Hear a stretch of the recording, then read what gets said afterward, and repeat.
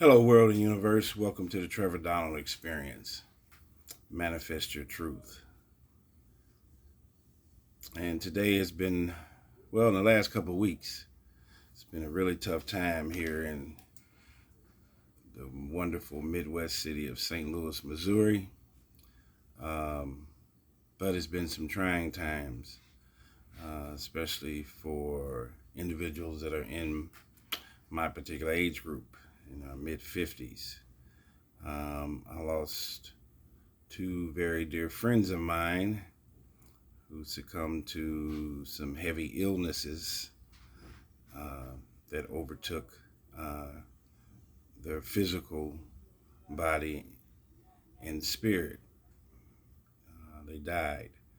One gentleman was Ramon Pistol Trice, who was a Vashon High School alumni, which is Vashon is the top basketball program in St. Louis, nationally known, very competitive and tough place to play.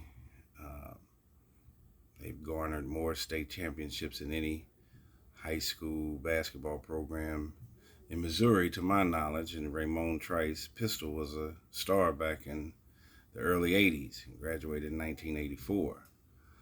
Um, I knew him from as a teenager, preteen. He played for this very famous traveling basketball team called the St. Louis Zips, which him and two other gentlemen in particular, Shotgun Campbell and Mouse Collins, was on Pistol's team, and I looked up to those guys, and I wanted to be a part of the St. Louis Zips after they played. So I've been watching Pistol for a long time, watching him before he even knew I was watching him, and admiring him as a person and his skill set as a basketball player. And unfortunately, he passed a couple of weeks ago. Pistol um, had a history of high blood pressure and kidney failure. He ended up getting a kidney transplant and battled with that for a few years, and then unfortunately congestive heart failure, CHF. He was having some difficulty breathing and ended up succumbing to those health problems and passing. Uh, Pistol also, he ended up going to Fresno State playing basketball. Came back here to SLU, ended up coaching at Harris Stowe State College. Married with children, very fine community, family-oriented individual, and we just lost him. The Vashon family and the St. Louis community just lost Pistol. So I was very saddened and shocked by that passing and death. And he's also a member of Omega Psi Phi fraternity, which I have been for over 30 years. I'm a Omega Psi Phi fraternity brother. The Qs, any Qs listening, Roof. He was also a member, so he was a dear friend from that aspect also. Uh, then, within a week later, another alumni of Vashon High School, this time on the gridiron, the football field, and a very, very good friend of mine. At least I've been knowing him since uh, early teens. He grew up in a Blue Mire when I lived in Laclede here in St. Louis, and this we're talking in the 70s and the late 70s and 80s. Was Daryl Scotty Guthrie, who was a very, very good friend of mine over the last 15, 20 years. He was a Vashon alumni, played football, so I also knew him from the football. field, knew Pistol from the basketball field, and knew Daryl Guthrie, Scotty, from the football field, and just coming up. Scotty was my buddy that we hung out with. There was a group of us, some mostly Vashon guys that I came into their group. I had been knowing them for a long time, even before they went to Vashon, but we would go and hang out at each other's houses and do things together every weekend for the last 12 years consistently. And then football season came around. Scotty was a big Raiders fan, loved the Raiders, loved the Yankees, and he ended up having a major stroke last November. And Scotty was a huge NFL fan, and that entire football season we spent every Sunday together. Well, last November, around that time, Scotty had a major stroke on a Friday night and never recovered from it. And he had had some telltale signs of not feeling well, probably 6 months to a year prior to that. And guess they never could get it together when he went to the doctor, any of that kind of thing. And Scotty ended up having a major stroke, and he was basically an invalid where he needed major help. He went to rehab, physical rehab, and they actually couldn't do anything for him. He ended up staying with his brother, and Scotty was basically wheelchair bedridden, and it really took a lot out of his physical and spiritual being. And Scotty ended up passing about 10 days ago.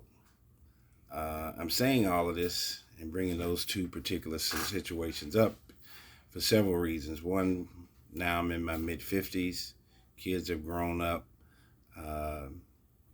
And our health is our wealth. You don't realize that when you're a young person. We think that we're going to be here forever, which is not necessarily the case. And if you're able to navigate your life through your 20s, 30s, and 40s, you generally don't lose a lot of people if you're doing the right thing. But as you get in your 50s, even if you're doing the right thing in your 60s, people start dying and ascending themselves to heaven. We end up losing quite a few people on this land, and they end up extending their spiritual being in heaven. So, as you get older, and especially for young people that are listening, we think you get to your mid-50s, you start thinking like your parents think and acting and looking like your parents. Once you get a little bit older, when you're younger, you don't ever think that you'll look like that old man that raised you, or your mother who had those wrinkles and that history and wisdom in their face, and then eventually you become that same individual. So for young people, it's always important to listen and pay homage to your parents, to your elders, to your uncles, especially for those that are doing the right thing. And even listen to the ones that are doing the wrong thing to ensure that that's not the road that you're going to go down. So yes, Pistol ended up passing as a result of kidney issues, high blood pressure, and Scotty Guthrie ended up passing from a major stroke. So those are two devastating circumstances that took place for two people that I grew up with and knew for a very long time. So I felt it was in my heart to do a YouTube video talking about and asking the question, is the quality of your life the most important, or the quantity, how long we live? The quality, is it the way we live? I think it was tough for Pistol and for Scotty to end up in the circumstances they were in. Would they want to live the next 20 years? Or if I was in that circumstance, would I want to live the next 20 years where I had to have people take care of me, especially in Scotty's situation. He was completely dependent on individuals. Scotty had never been married, didn't have any children, where Pistol was married and has children. But his brothers, Scotty's girlfriend stepped up. Scotty was very, very lucky for the time that he was here. But I don't think the Scotty Guthrie that I knew would have wanted to live the next 20 years in the state that he was in. So God had made a phone call. God had made a phone call to him and took him and relieved him of all his pain. The same thing God did for Ramon Pistol Trice. Your health is your wealth. What it shows you is that it's very important to spend your time spreading positivity with all the people that you love, making sure you tell people that you love them. And when you're young, we take it for granted, but I think it's important, and we're seeing in today's time, with it being so violent with young people and gun violence, and people are dropping off this planet, whether they're young or old, at a much higher rate than when I was a kid. I think it's important to let people know and give them their flowers while they're here. I think it's important to be forgiving, not to walk around with hatred in your life or within your soul or your being your entire life. It takes a lot of energy to be that way. Versus being forgiving, you get the power back if you're able to forgive. If you don't forgive and you're walking around upset, they have the power over you. And what can we learn from death? In life, that's an ongoing process, just like success. Learning and success should run in alignment, parallel to each other. They should be symbiotic. You should always want to strive to be successful each and every day. There's no destination point to being successful. There's no end to it. It should be an ongoing continuum in your entire life. Just like learning. We should never stop learning. We should never have a thirst for knowledge. Learning leads to your freedom, intellectual, philosophical, economic freedom. The more you know here, this is limitless. The sky's the limit. If you work with your hands and your feet, whether it's an NFL, NBA basketball player, or plumber, or anything else, there's a limit to how much you can do physically. Your body will wear down at some point in life. This thing, if you treat it right, it will be fruitful and plentiful to you and for you forever, as long as you are physically here. So, in saying that, in that essence, I think quality of life is the question I have for my listeners. Would you rather live 65 years with a high quality of life, not just in material wealth, but in spiritual, intellectual, physical wealth?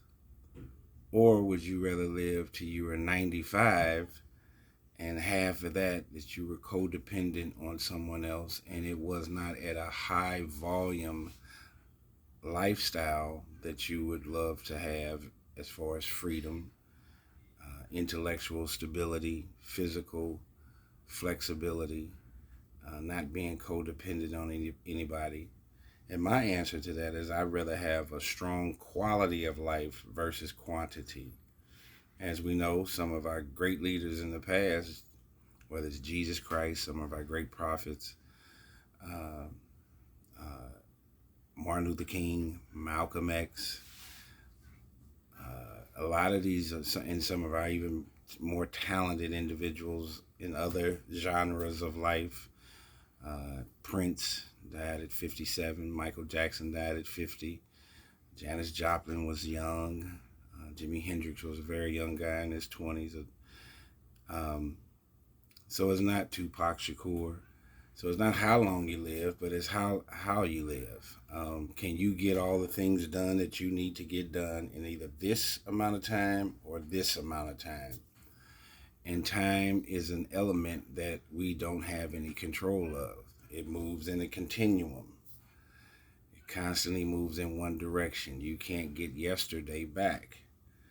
And today is called the present because it is your gift.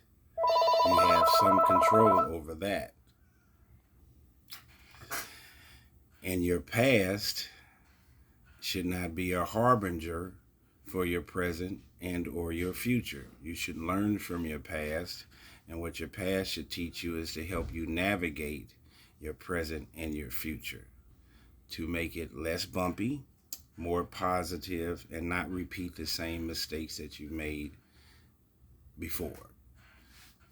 So time is of essence. So I think here in talking to this particular subject matter, success should be a continuum that we are in search and navigating each and every day. Winning the lottery is not a form of success. It is a form of luck. Completing a project that's a temporary form of success, but you want, after that project comes another project. In your relationships, you get married, have children. Those are all moments of success. But in order for that marriage to last 30 or 40 years, you want that to be a continuum, to continue throughout the entire journey. Remember, success does not have a destination point. It does not have a period. The minute that you give up and stop wanting to be successful is the minute that you're not manifesting your truth and your growth. Same way with learning. Learning should be a continuum moving forward forever. This thing is limitless. And then the third thing is time. Time is limitless. It moves in one direction. We can't get yesterday back. We have to move forward. But we have to encapsulate it and love and cherish it when we're in that present form with yourself and with your loved ones. And I think that's what's important and what we can learn from death. You can learn a lot from death versus life. But in order to provide life, death has to precede it. That's why we have the 4 seasons that we have. Spring turns into summer, summer turns into fall, fall turns into winter, and it recycles itself back each and every year. Winter turns back into spring. Things have to die in order to make space for the new living beings. And people have to understand that philosophically and physically and spiritually, of course. Things have to die to make room and to make space for others. So make sure we hug our loved ones. To all the young people, as you get older, especially 50 years old, you realize that time moves even faster. Monday turns into Thursday very quickly. Friday turns into Wednesday, all in a blink of an eye. I remember when I was a young man, getting out of grad school and getting married, I mapped everything out in 5-year cycles. And got married, got divorced, had children, and now that I'm in my 50s and I'm a byproduct of somebody that has illnesses. I have ileitis and Crohn's disease, so I'm feeling uncomfortable every day from my stomach disorder. But now I live day to day, week to week, month to month, year to year. You realize as you get older that you don't have any control over what happens 2 years from now. We have this arrogance when we're young that we think we're in control of our future and our success, and we are not. We're led by a spiritual being and by God and by how the stars line up. And if you put in the homework to be successful, to be positive, then hopefully those things will line up and you will reap the rewards from it. But as you get older, and this is for any of the young listeners that are listening, We have to realize that time moves extremely fast when you're over 50, and we're trying to encapsulate and capture it each and every day. Young people take that for granted. And I think death is a reminder of that to all human beings, whether they're young or old, that it's here. Catch this time right now, embrace it with everything around you, and it can be gone tomorrow.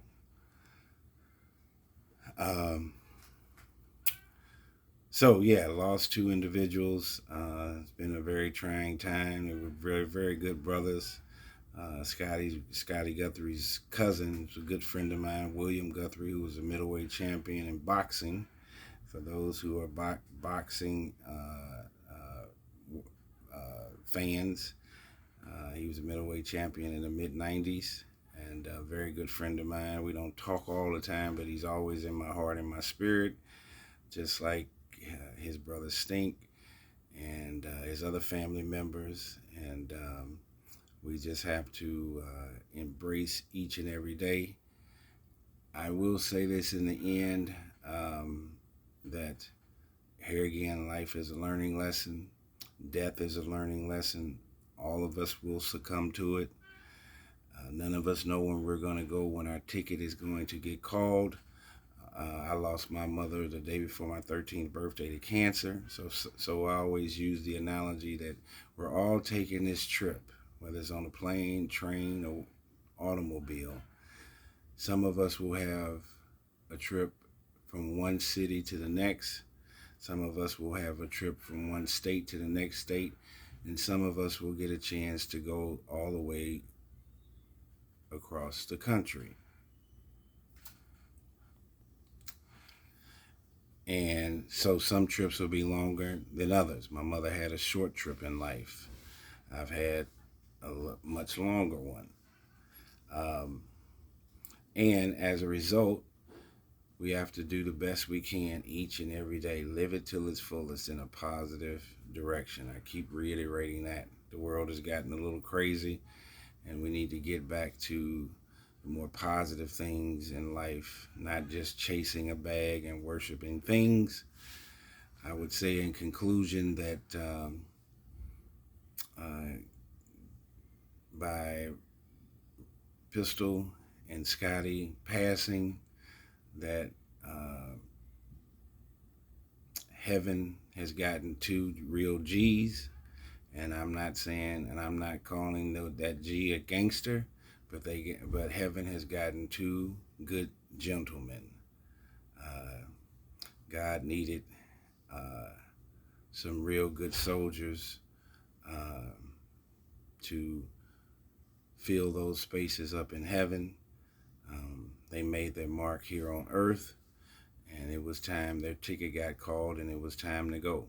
All of us are going to eventually get our ticket pulled, but our legacy will be the relationships, the storytelling, and how we treated each other, person to person, is what lives on. That's why they still talk about Jesus to this day, and other prophets, and Gandhi, and Martin Luther King, and some of the other people that people enjoy and love. Your spirit will live on even after your physical being is gone, by the way you treated people, the message that you brought across, how you affected them. Did you teach them anything? Did you give them a hug? And I think that Scotty and Pistol were two clear examples of good, positive brothers who would try to do the right thing no matter what their circumstances were. And as I said again, God got two real G's, two real gentlemen up in heaven. So stay prayerful, manifest your truth in the right way. Please continue to listen to the Trevor Donald Experience, and I will see you next time.